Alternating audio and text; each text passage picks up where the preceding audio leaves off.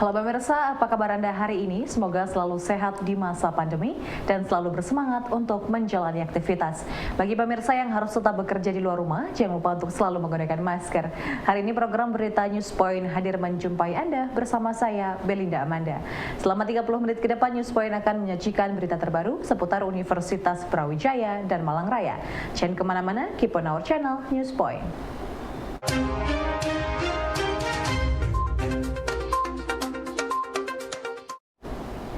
Pemirsa, Asosiasi Penyelenggara Pendidikan Geofisika Indonesia atau APPGI merupakan yang bermula dari Himpunan Ahli Geofisika Indonesia.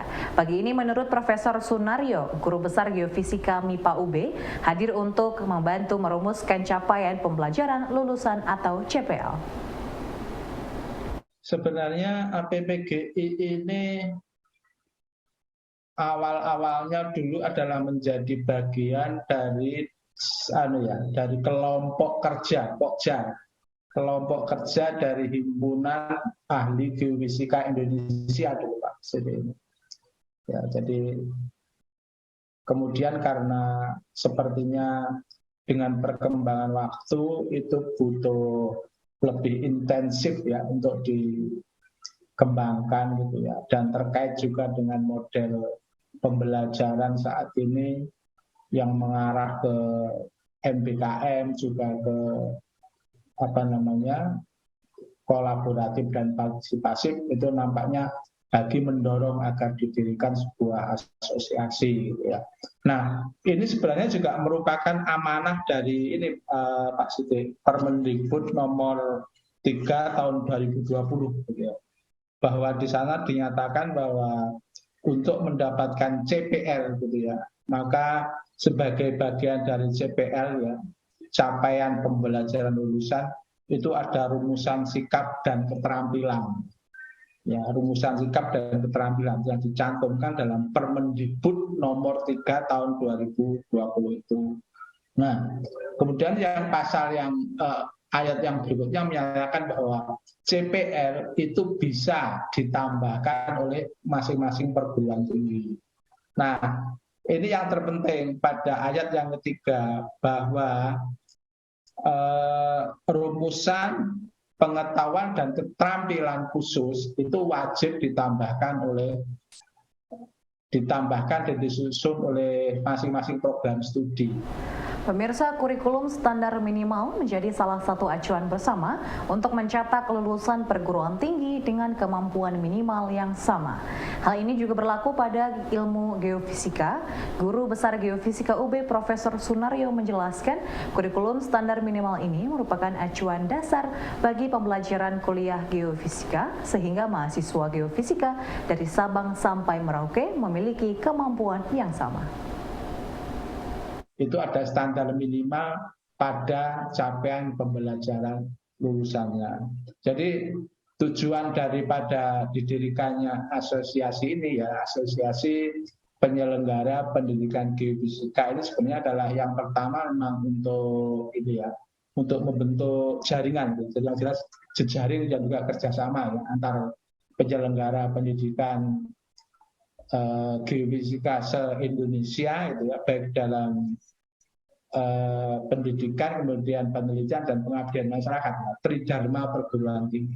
Dan kemudian yang kedua seperti tadi saya sampaikan adalah terutama untuk menyusun dan menyepakati standar minimal dari kurikulum ya, sehingga nanti ada standar yang bisa dipakai oleh seluruh perguruan tinggi penyelenggara pendidikan geofisika ya, baik teknik geofisika maupun geofisika, maupun yang masih dalam kelompok bidang minat Pak Siti.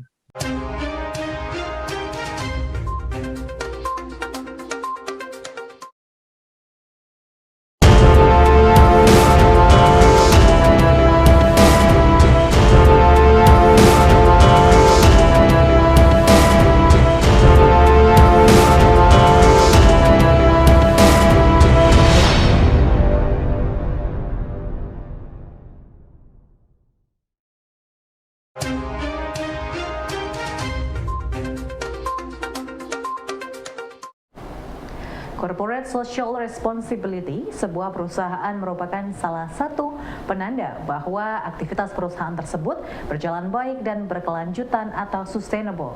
Hal ini diungkapkan oleh dosen administrasi bisnis via UB, Nila Firdausi Nazula. CSR ini memang akhir-akhir ini menjadi banyak untuk dilakukan oleh para peneliti, terutama karena berkaitan dengan sustainability. Jadi bisnis itu gimana caranya bisnis itu bisa berlangsung lama, tidak hanya dalam jangka pendek, karena biasanya ya sustainability itu lebih mudah untuk dilanjut, dipelihara daripada buat lagi.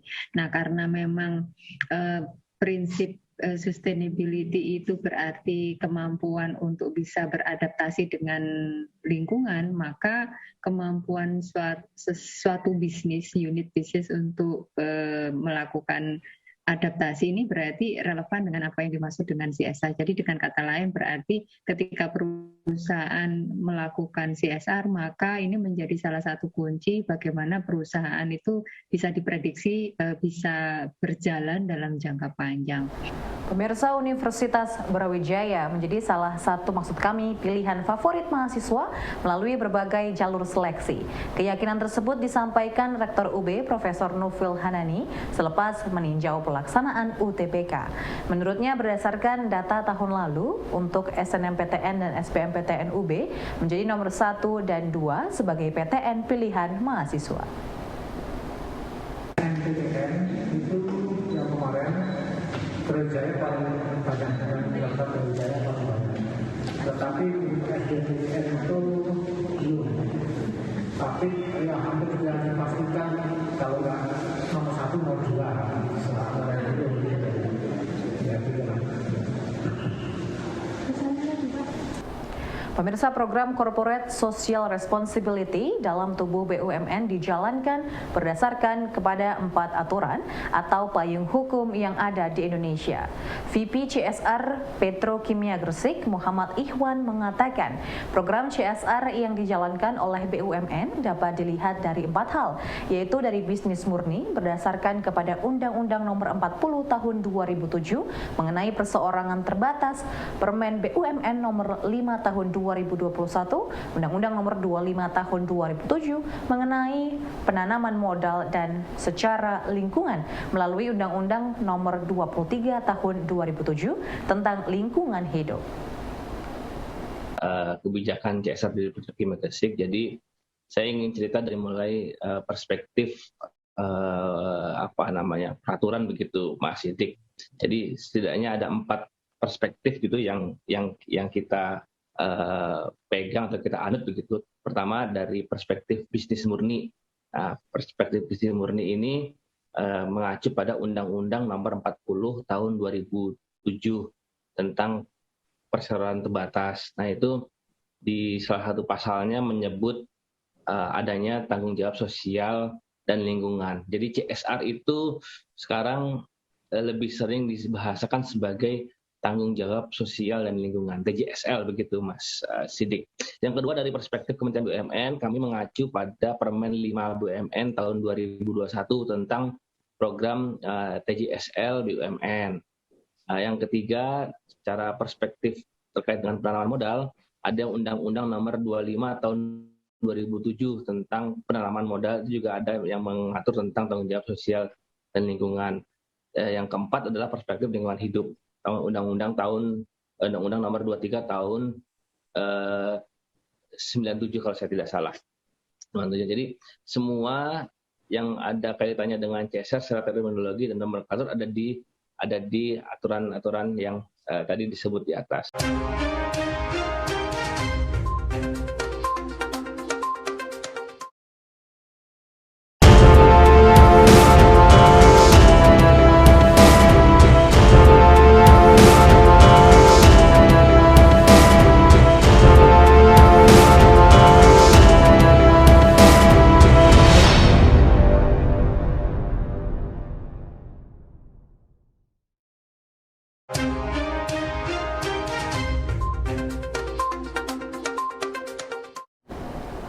Pemirsa, Petrokimia Gresik sebagai salah satu BUMN mewujudkan program CSR berdasarkan pada Peraturan Menteri BUMN Nomor 5 Tahun 2021 yang memfokuskan pada bidang pendidikan, lingkungan hidup, dan permodalan UKM. 3 hal inilah yang menjadi fokus dari BUMN anggota Holding Pupuk Indonesia melalui berbagai kegiatan seperti beasiswa, mitra kebanggaan Petrokimia atau Mangga untuk UKM dan berbagai program lingkungan hidup.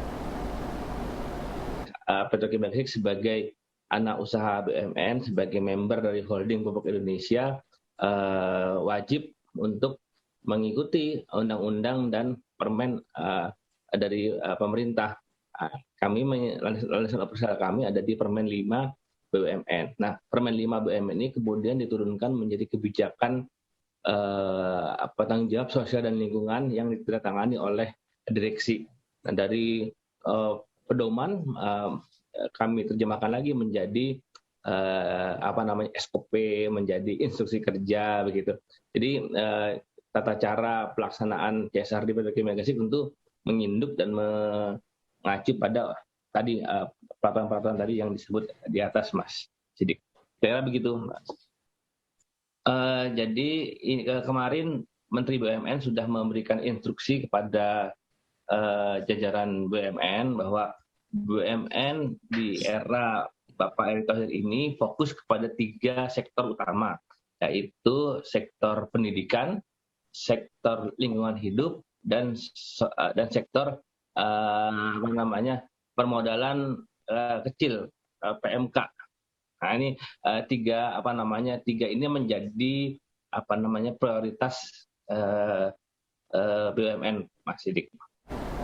Awardee Indonesia International Student Mobility Award ISMA 2022 dari Fakultas Hukum UB Mirza Haikal Syakil berharap menuju Spanyol untuk mengikuti program belajar selama 1 semester di Pompeu Fabra University. Ketertarikannya untuk menekuni bidang hukum pidana cyber membuat Mirza mantap memilih mata kuliah hukum di Pompeu Fabra University. ISMA menjadi program unggulan Merdeka Belajar Kampus Merdeka. Terkait pendaftaran segala macam selain dipandu melalui Indesdes juga, saya mendaftar di pilihan satu saya di Amsterdam, itu Universitas Vrije Universitas Amsterdam, dan pilihan 2 saya di Spanyol di Universitas Pompeu Fabra. Nah, alhamdulillah saya kebetulan diterimanya di pilihan keduanya di Spanyol, dan memang yang Ibu Nila katakan sebelumnya, kita memiliki keleluasan untuk memilih mata kuliah apa yang kita inginkan. Dan tentu saya mengambil yang memiliki korelasi dengan background saya. Jadi saya mengambil ada hukum teknologi, lalu ada globalisasi, revolusi seperti itu. Jadi kita tidak mengambil yang bisa dikatakan jauh dari ranah kita lah, takutnya nanti tidak nyaman berkuliahnya di sana atau gimana. Jadi saya akan berfokus di hukum ini, insya Allah rencananya ke arah pidana, Bu. Pidana siber. Nah, di universitas yang bekerja sama dengan ISMA ini, ternyata hukum siber yang course-nya menawarkan hanya universitas yang di Belanda dan di Spanyol ini. Ini alasannya mengapa saya mengambil pilihan satu di Belanda dan pilihan 2 di Spanyol. Dan saya percaya studi komparatif itu adalah salah satu metode studi yang sangat baik gitu. Jadi kita mengkomparasikan apa sih yang kita perlukan gitu. Kita belajar dari negara lain yang sekiranya lebih maju.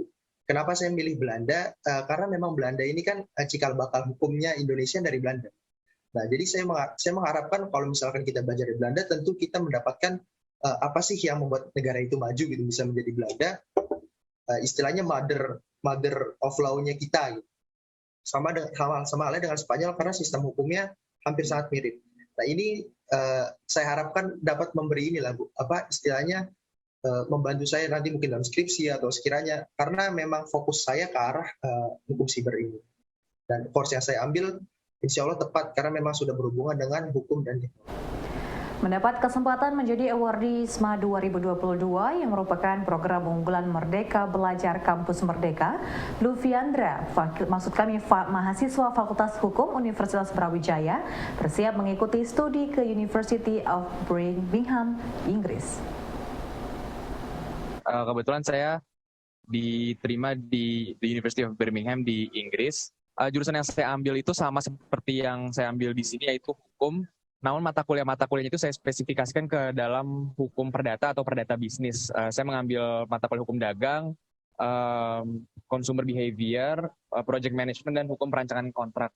Alasan saya mengambil mata kuliah hukum, terutama hukum bisnis, adalah karena Birmingham itu adalah salah satu kampus yang terbaik untuk mempelajari ekonomi dan bisnis. Bahkan di QS World Ranking itu di posisi 6 di Inggris. Selain itu, saya mengambil hukum perdata bisnis itu karena saya juga tertarik kepada field tersebut dan berencana untuk berkarir di bidang tersebut, terutama di hak kekayaan intelektualnya. Dan Birmingham mempunyai banyak prestasi, terutama di bidang hukum dagang dan hukum bisnis. Dan output yang saya harapkan itu adalah saya mempunyai komparasi antara hukum yang diberlakukan di Inggris, terutama di Inggrisnya sendiri, dan di Indonesia, karena kan hukum di Indonesia dan di Inggris itu sistemnya berbeda. Di sana menggunakan common law dan di sini menggunakan civil law itu. Pemirsa, informasi tadi sekaligus menutup perjumpaan kita hari ini. Jangan lupa untuk selalu menyaksikan News Point setiap hari pukul 19.30 waktu Indonesia Barat hanya di UBTV, Televisi Pendidikan Universitas Brawijaya. Saya Belinda Amanda dan seluruh kru yang bertugas pamit undur diri. Tetap patuhi protokol kesehatan, wajib menggunakan masker. Terima kasih dan selamat beraktivitas.